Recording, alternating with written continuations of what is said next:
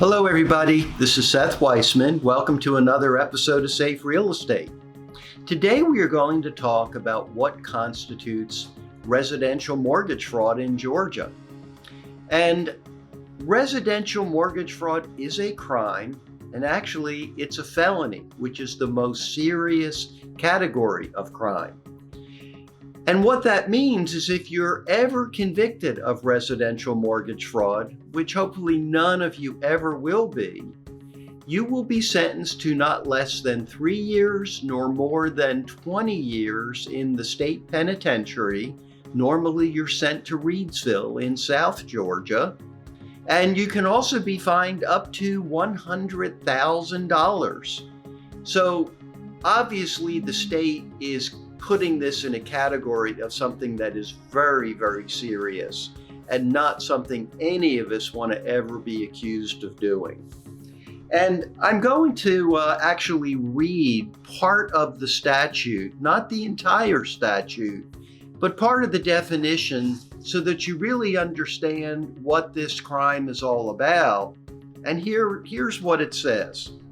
It says, a person commits the offense of residential mortgage fraud when with the intent to defraud, such person knowingly makes any deliberate misstatement, misrepresentation, or omission during the mortgage lending process with the intention that it be relied on by a mortgage lender, borrower, or any other party to the mortgage lending process. And then in addition to that, it provides that if you conspire with others to do any of those above things, you also have just committed the crime of mortgage fraud. Now, let's say, for instance, that you're working on a contract and you just forget to send the entire agreement to the mortgage lender. Have you committed the crime of mortgage fraud? And the answer is almost certainly not. And the reason that that's the case is that you had no intent to defraud, and in all likelihood, no one was damaged as a result of the omission. It was just one of those things. But let's change up the facts slightly. Let's say you're working on a transaction. You're afraid that if the lender sees every amendment, including, let's say, an amendment to address concerns, that the loan won't be approved. So you very intentionally don't provide the lender with that amendment, knowing that that's the only way to get the deal done. Could you be accused of the crime of residential mortgage fraud in that instance?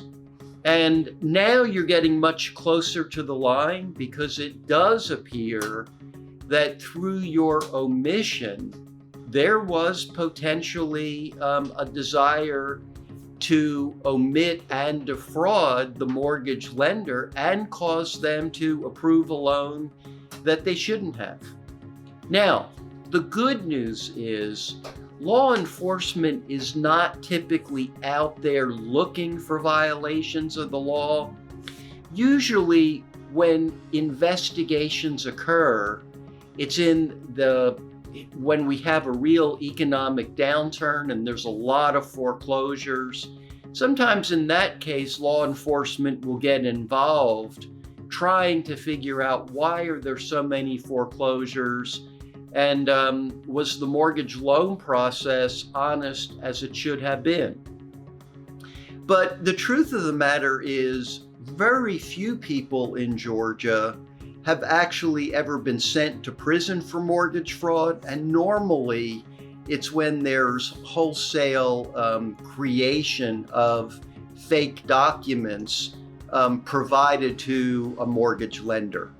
My goal, of course, is to make sure that everyone we work with stay out of legal trouble. Having to go to Reidsville and wear those horrible orange jumpsuits should not be anyone's idea of fun. And what I would at least say in closing is that it is always better to be safe than sorry. If you're convicted of the crime of mortgage fraud, you will lose your license. And truthfully, I doubt you would ever get it back. In any event, it's great to see everyone. Hope you are enjoying these episodes of Safe Real Estate, and please continue to watch. Bye now.